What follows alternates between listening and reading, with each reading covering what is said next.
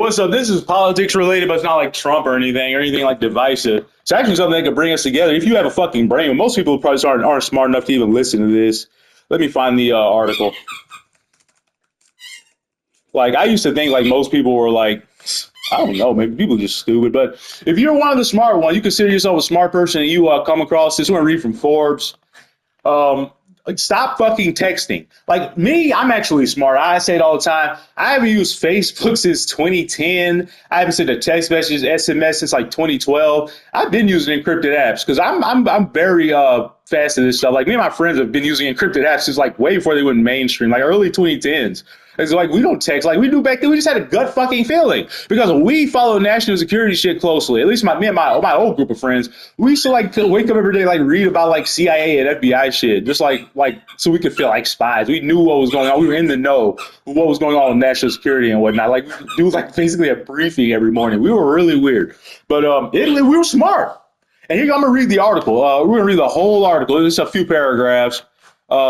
Actually, no, it's like 20 paragraphs. I'm not gonna read all that, but okay, we'll see. I haven't read it yet. Can you tell? I'm like Tim Pool. I just jump over here, and just give my points without you reading the article. I'm joking, but we're gonna read it. But just stop fucking texting. Use encrypted apps. There's WhatsApp, Telegram, and all that. And if you're using WhatsApp, Telegram, switch them out. Make a new like delete your chat. Make a fucking new one, but archive it if you want to access it later on. But I deleted all my shit. Here you go. Timing is everything. Just as Apple's adoption of RCS had seemed to signal a return to text messaging versus the unstoppable growth of WhatsApp, then along comes a surprising new hurdle to stop that in its tracks. While messaging Android to Android or iPhone to iPhone is secure, messaging from one to the other is not. Now even the FBI, CISA, the U.S. Cyber Defense Agency are warning Americans to use responsible. I hate all these big fucking words. I can't read. I just want normal words. Like, I like big words in real life because I'm not fucking reading it. I just like speaking with it. I don't want to read this shit. I get why people think big words are pretentious. It's fucking annoying. Warning Americans to use responsibly encrypted messaging and phone calls where they can. Just say use encrypted apps. The backdrop is the Chinese hacking of U.S. networks that is reportedly. That's why I fucking hate China. I talk shit about China all the time. I'm openly probably the biggest China hater on the left you will ever see. I'm not no China simp. I understand what they're up to. I know how dangerous a communist country is, especially one with total control like Xi has, and or Xi, how the fuck you say? I don't respect him, Xi, and but yeah, I don't support authoritarian governments. I don't support any type of fascism, and I've been trying to warn people about China for years. I'm not the only one. I think most Americans have a hostility towards China for good fucking reason. If you don't after COVID, you're not paying attention. It's poorly ongoing and likely larger in scale than previously understood. Fully encrypted comms is the best defense against compromise. You think military people ain't using encrypted comms? They are. They're burner phones and shit. Americans are urged to use that whenever possible. The network cyber attacks attributed to Salt Typhoon, a group associated with China's Ministry of Public Security, has generated heightened concern as to the vulnerabilities within critical U.S. communication networks. Like, why do we have vulnerabilities? Why are our networks vulnerable? It makes you think about our voting system as well. Like, how is shit not secure in 2024? Once again, if our president should be on lock, our should be fucking hackable. It'll go through the fucking blockchain somehow. I'm not smart enough to figure that out. Guess what? I'm humble enough to know that I'm not smart enough, and I'd have the best fucking blockchain people in there figuring that shit out.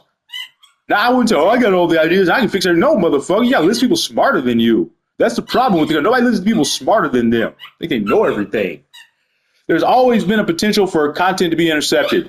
That's the entire reason Apple, Google, and Meta advise its use, highlighting the fact that even they can't see content. See, that's what I'm talking about. Like, man, back to the blockchain thing. I got all these ideas, man. My dog's squeaking his toy in the background. 1 second. Bo, I gotta take it from him. But he got this massive squeaky boomerang that is bigger than his head and it smells like bacon, and he's obsessed with it. But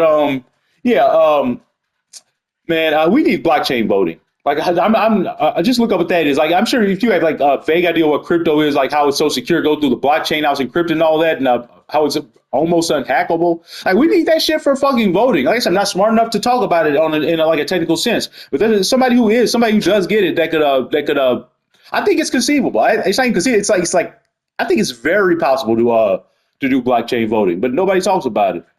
Maybe in other countries, but I haven't heard about it. But yeah, this video wasn't about that, but blockchain needs to be the fucking future for everything. Like crypto will show you the way. Like I know crypto wallets can get hacked and shit, but how often does that happen? Like I'm sure bank accounts get hacked billion times a day. But crypto, man, so much more secure with the blockchain. I know I'm sounding stupid, but somebody got down there will have to be like, yeah, you're right. The blockchain is more secure. That's all I know. That's more secure than what we have now. How could it be worse? But let me see if I can find like in all the article like the bullet points so we can like make sure there's nothing I went over that you should know or I didn't go over that you should know. I need what's that like Guardian or whatever? It's like the bullet points at the top. I'm just a dumb American like you guys. I don't read no fucking 20 20 what you call it paragraph article. I don't need the bullet points, babe. I can hear my dog whining. He's whining. I can't find the bullet point. Okay, let's just read this whole article on 10 Boston and I'll end the video. How long is this? 6 minutes, whatever. Nobody's gonna watch it anyways. I'll make it as long as I want to make it.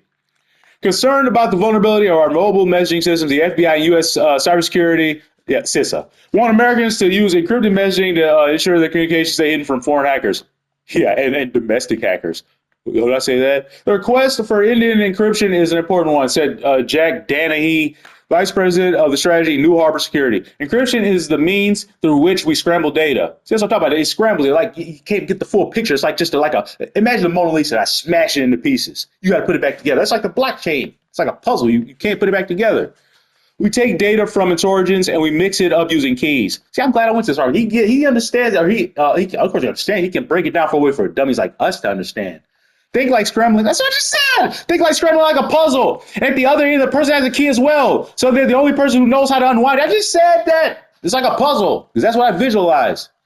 Texting between the same platforms such as iPhone, we already read that. It's secure. However, messaging between them is not, the iPhone and Android. Problem is people share so much through these mechanisms, whether it's conversation with somebody, whether it's sending a text to somebody. Danny said, people sometimes send even passwords and usernames through text messages. What? You deserve to get hacked. So if you think that this kind of data is being exposed to people who are trying to steal it, the problem gets a lot more severe. Experts recommend using apps like WhatsApp and Signal, which provide end-to-end encryption for text messages, voice calls, and video calls. How important is it? Depends on how important your privacy is. Yeah, okay, very important. So it should be the most important thing to you if you have fucking common sense.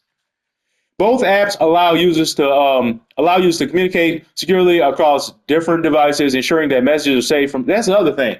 You and your friend can be using totally different phones or whatever, but that WhatsApp, Telegram, what's all gonna be the same. We've really made a lot of progress in helping this become less of a threat, but there's still a lot more work to do. I'm glad there's actually smart people and data scientists and people like that out here working to figure this shit out because I'm more like with the dumb leaders we have like Donald Trump. You'd be all on your own if we didn't have the NSA, CIA, CISA, all that stuff. I'm just thankful there's smart people in government that really care about safety and security. All right, but yeah, that's it. Stop texting. iPhone's secure for now. Android's secure. But if you're doing Android, iPhone, just use encrypting apps. Period. Like, what do you have to lose? Just fucking do it. You have nothing to lose. If you keep texting and you wind up getting hacked or blackmailed later on, blame your fucking self.